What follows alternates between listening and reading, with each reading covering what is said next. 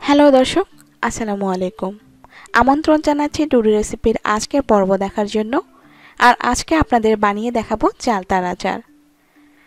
চালতার আচার বানানোর জন্য আমি এখানে দুটো বড় সাইজের চালতা নিয়েছি। এখন প্রয়োজন চালতাগুলো টুকরো টুকরো করে কাটার।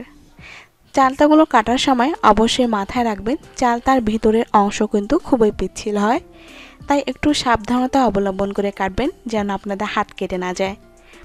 চালতাগুলো আমি 1 ইঞ্চি পরিমাণ পুরো করে কেটেছি। চালতার ভিতরে যে সাদা অংশ আছে সেটা রেখে বাইরের যে সবুজ অংশ আছে সেই সবুজ অংশটা আমি ফেলে দিব। চালতার বাইরের সবুজ অংশটা আমি কেটে নিয়েছি আর এভাবে বাকি সবগুলো কেটে নিব।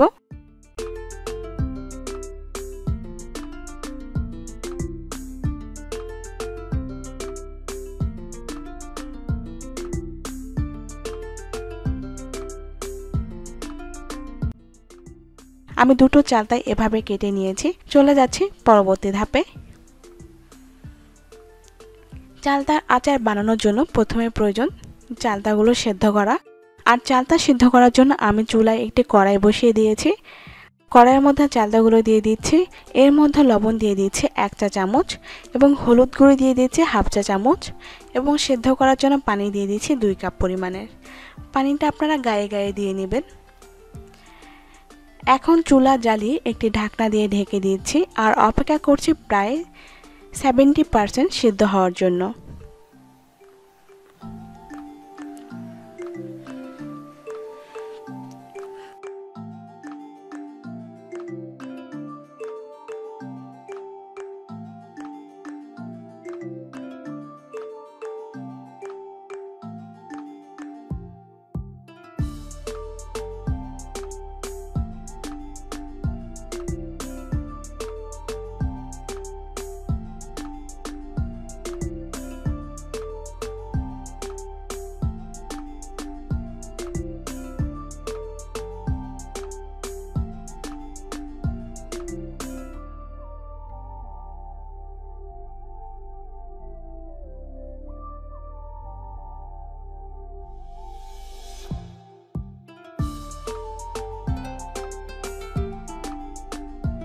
চালতাগুলো সেদ্ধ হয়ে গেছে।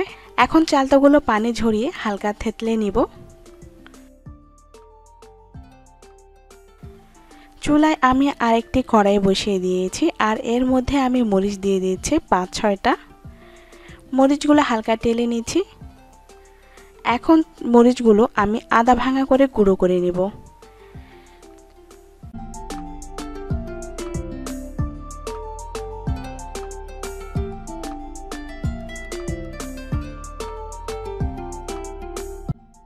এর মধ্যে দিয়ে দিচ্ছি 1.5 চা চামচ পরিমাণের পাঁচফোড়ন।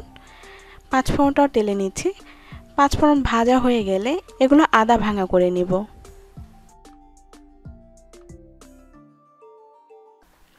চলে যাচ্ছে পরবর্তী ধাপে।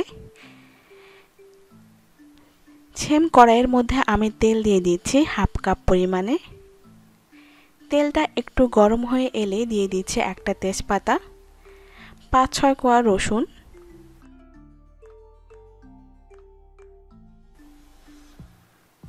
এগুলো কিছুক্ষণ নাড়বো এবং হালকা ভাজা হয়ে গেলে এর মধ্যে দিয়ে দিচ্ছি আদা ভাঙা পাঁচফোড়নের যে বড় বড় দানাগুলো আছে সেগুলো এর মধ্যে দিয়ে দেব।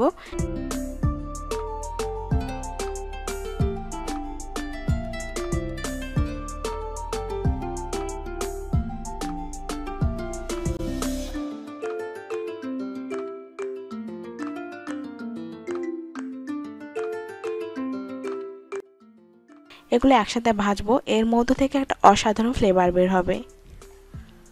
ভাজা হয়ে গেছে। এখন এর মধ্যে থেতলে নেওয়া চালতাগুলো দিয়ে দিচ্ছি। দেখেন আমি চালতাগুলো এমনভাবে থেতলে নিয়েছি যে একবারে আলাদা হয়ে যায়নি। চালতাগুলো দিয়ে এখন 3-4 মিনিট এভাবে নাড়বো। শুকনো মরিচের গুঁড়ি 3-4 মিনিট পর এর মধ্যে আমি চিনি দিয়ে দিচ্ছি। আমি দুটো বড় সাইজের চালতার জন্য প্রায় 400 গ্রাম চিনি নিয়েছি।